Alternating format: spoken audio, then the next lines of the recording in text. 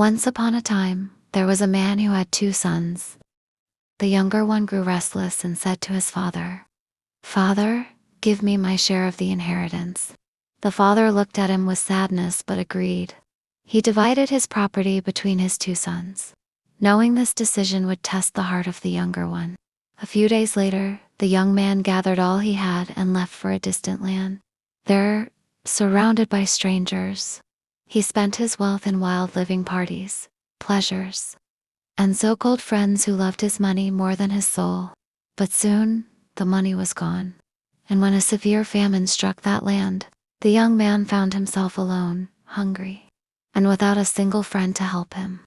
Desperate, he took a job feeding pigs, an unthinkable task for a Jewish man. He was so hungry that he longed to eat the pods the pigs were eating, but no one gave him anything.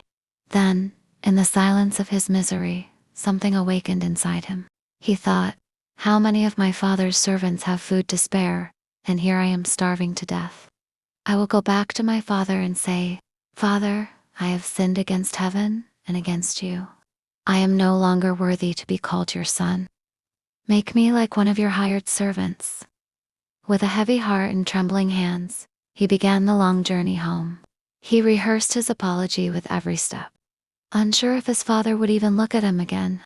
But while he was still far away, his father saw him coming. Day after day, he had been watching the road, praying to see his son again. And when he finally did, the father ran to him, something a man of his age rarely did. He threw his arms around his son and kissed him. The son began, "Father, I have sinned against heaven and against you, and I am no longer worthy." But the father interrupted, his voice trembling with joy. "Quick, bring the best robe and put it on him. Put a ring on his finger and sandals on his feet. Let's prepare a feast and celebrate. For this son of mine was dead and is alive again. He was lost and is found." And so, the celebration began. Meanwhile, the older son was in the field. When he came near the house, he heard the music and dancing.